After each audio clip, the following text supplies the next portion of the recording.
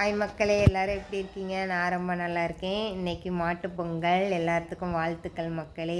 மாடு இருக்கிறவங்கெல்லாம் இன்றைக்கி ஜாலியாக மாடை குளிச்சாத்தி அதுக்கு பொட்டு வச்சு கொம்புக்கெல்லாம் கலர் பண்ணி அதுக்கப்புறம் பூவெல்லாம் வச்சு இது பண்ணுவாங்க. ஏன்னா நானும் சின்ன வயசில் எங்கள் தாத்தாலாம் அது பண்ணியிருக்காங்க, நான் பார்த்துருக்கேன். ரொம்ப நல்லாயிருக்கும்.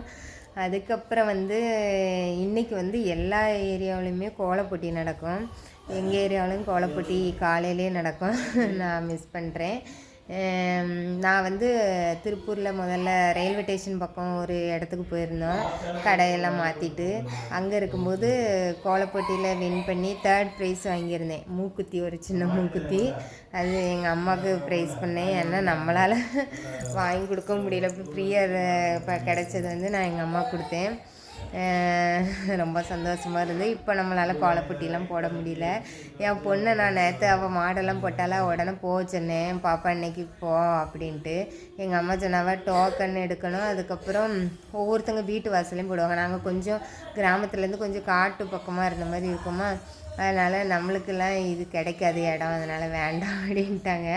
ஆனால் சின்ன வயசுலேருந்தே நம்ம இப்போ பசங்களை போட்டிக்கு இதுக்கெல்லாம் அனுப்புறது, வெற்றியை தோல்வியை உன்னோட இதை நீ கொடுத்துட்டு வா பெஸ்ட்டு அப்படின்னு தான் நான் சொல்லுவேன். நான் போச்சேன்னே இடம் இல்லை, போடுறதுக்கு இடம் இருக்காது அப்படின்னாங்க. சரி அப்படின்ட்டு விட்டாச்சு மக்களே. எல்லாத்துக்கும் எல்லோரும் என்ஜாய் பண்ணுங்கள். நான் டயலிஸ் போய்ட்டு வந்துடுறேன். இன்றைக்கி எங்கள் வீட்டில் என்ன ஸ்பெஷல்னால் தக்காளி போட்டு ஒரு ரசமும் முருங்கை இலை அன்றைக்கி ஆஞ்சு வச்சுருந்தேன், அதையும் வச்சு பொரியல் பண்ணி டிஃபன் எடுத்துகிட்டு போயாச்சு.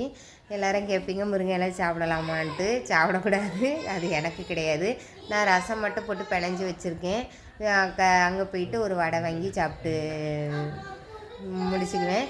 பசங்களுக்கு என் பையன் இன்றைக்கி என் கூட தான் டயாலிஸ்க்கு வரான். அவனுக்கு அந்த சாப்பாடு தான் மக்களே. அவனுக்கும் என் ஹஸ்பண்டுக்கும் ரசமும் கீரையும், முருங்கைக்கீரையும். சரி மக்களே, நான் போயிட்டு வரேன். எல்லோரும் என்ஜாய் பண்ணுங்கள்.